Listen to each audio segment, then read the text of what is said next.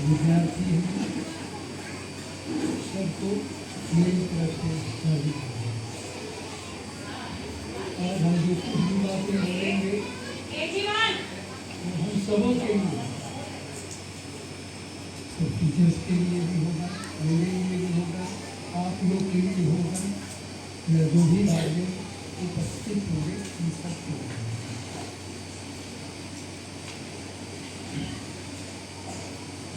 यह जो हम झंडा फहराते हैं,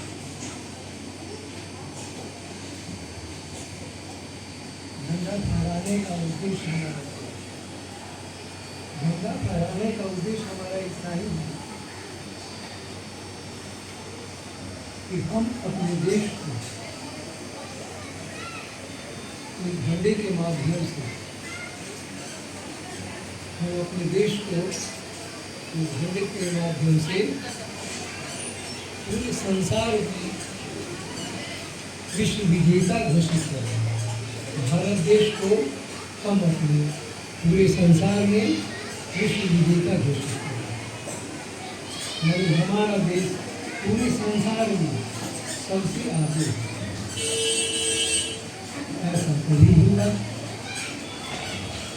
हमारा देश संसार में सबसे ऊंचा तभी होगा जब हम सभी टीचर हो, बच्चे हो, भारतीय हो, या जो भी हो, या पूरे देशवासी हो, यदि ईमानदारी पूर्वक कार्य करें, देश की भलाई के लिए कार्य करें, एक दूसरे की भलाई के लिए कार्य करें, तभी संभव है। यदि हम बेईमानी करेंगे, चोरी करेंगे, दूसरे की भलाई नहीं करेंगे, दूसरे की छीनने की लालसा रखेंगे कि वो सामान में वो चीज़ मेरा होगा, तो हमारा देश का उत्थान कभी नहीं होगा। उत्थान होने के बदले पतन होगा। अगर जब देश पतन होने लगेगा तो उसका अर्थ यही होगा कि हम अपने स्वतंत्रता सेनानियों की इज्जत नहीं करते। सोचिए, स्वतंत्रता सेनानियों ने, जिसमें से सरदार भगत सिंह, वो 23 साल की उम्र में मात्र 23 साल, देश की आज़ादी के लिए वो कुर्बान हुए। वो चाहते तो सिर्फ इतना ही कहना था, एक्सक्यूज मी, हमें माफ़ कर दीजिए, सिर्फ इतना ही बोलना था। अंग्रेजों से सिर्फ इतना ही बोलना था कि हमको माफ़ कर दीजिए। अंग्रेजों ने कहा था कि तुम माफ़ी मांग लोगे तो तुम्हारी सारी गलतियां माफ़ हो जाएगी। लेकिन सरदार भगत सिंह ने माफ़ी नहीं मांगी। क्यों नहीं मांगी? क्योंकि अगर वो माफ़ी मांग लेते, चूँकि वो देश की आज़ादी के लिए, पूरे देशवासियों के लिए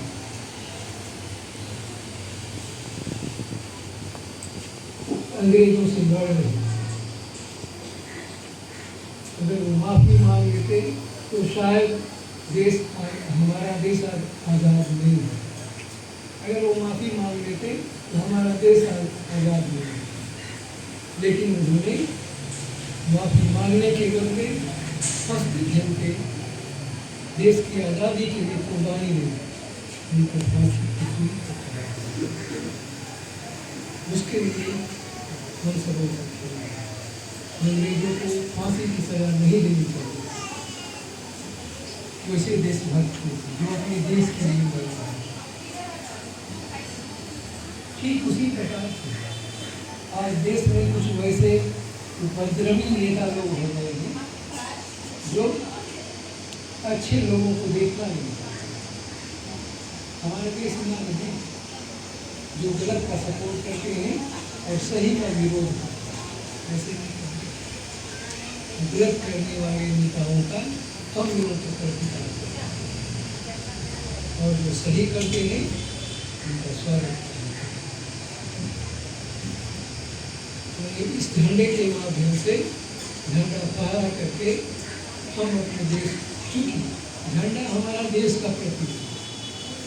जैसे हम झंडा फहराते हैं, हम भारत देश को याद करते हैं, हिंदुस्तान को याद करते हैं।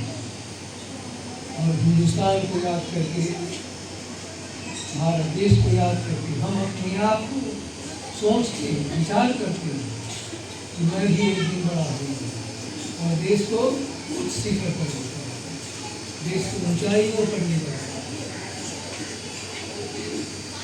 ये आपने उमंग होनी चाहिए, एक उत्साह होनी चाहिए, लेकिन उसका माध्यम ये झंडा ही है।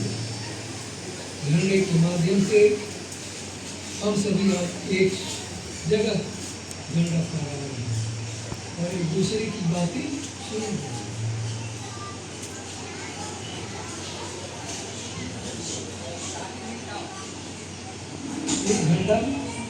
ये झंडा जो है सो हमें भय से भी दूर करता है।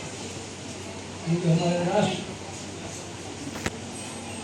का जो झंडा है, तिरंगा झंडा है, हमें भय से भी दूर करता है।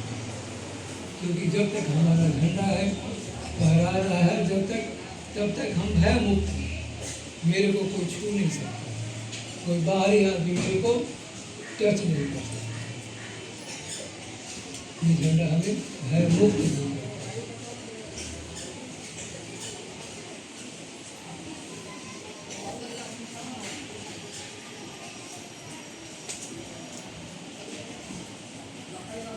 ये झंडा जो है सो हमें शक्ति भी प्रदान करता है। इस झंडे के माध्यम से ही हम दुश्मनों से लड़ सकते हैं। देखते हो कहीं कोई प्रोग्राम होता है किसी दूसरे देश में, तो हमारा झंडा वहाँ खड़ा रहता है ना, हमारे देश का झंडा। बोलो देखे हो ना, हमारे देश का झंडा वहाँ खड़ा है। यानी ये हमारी शक्ति का प्रतीक है, ईमानदारी वफादारी का प्रतीक, बलिदान का प्रतीक, स्वतंत्रता सेनानियों का बलिदान। ये हमें उत्साहित भी करता है और शायद भी करता है। हम लोग हंसते खेलते उत्साह से भी।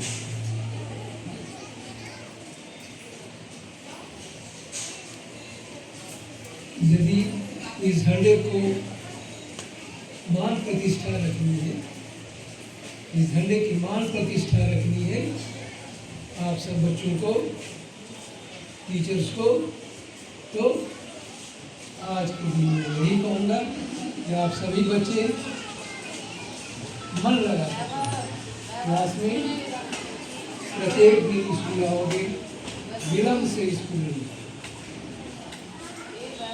विलम्ब से आने से आपका मनोबल कमजोर होगा और समय पर आओगे तो आपका मनोबल ऊंचा रहेगा, ताकत मिलेगी। इसलिए आप हमेशा समय पर आओ। और जो बच्चे समय पर नहीं आएंगे, रेगुलर नहीं रहेंगे, और जो बच्चे रेगुलर नहीं आना चाहते हैं, लापरवाही करना चाहते हैं, उन बच्चों के लिए स्कूल है। जो बच्चे लापरवाही करते हैं, इरेगुलर रहते हैं, क्लास में होमवर्क नहीं करते हैं, उन बच्चों के लिए स्कूल है। यही बच्चों के लिए जो समय पर स्कूल आते हैं, क्लास में होमवर्क प्रत्येक दिन करते हैं, याद करने के लिए मिलता है, याद करके आते हैं, वही बच्चों। इसलिए इस तिरंगे मान प्रतिष्ठा रखने के लिए आप प्रत्येक दिन समय पर आओगे, होमवर्क करके आओगे, क्लास का क्लास वर्क अच्छी तरह से करोगे। अगर अच्छी तरह से कर लोगे, मम्मी पापा की आज्ञा का पालन करोगे, घर में जितने भी बुजुर्ग सब का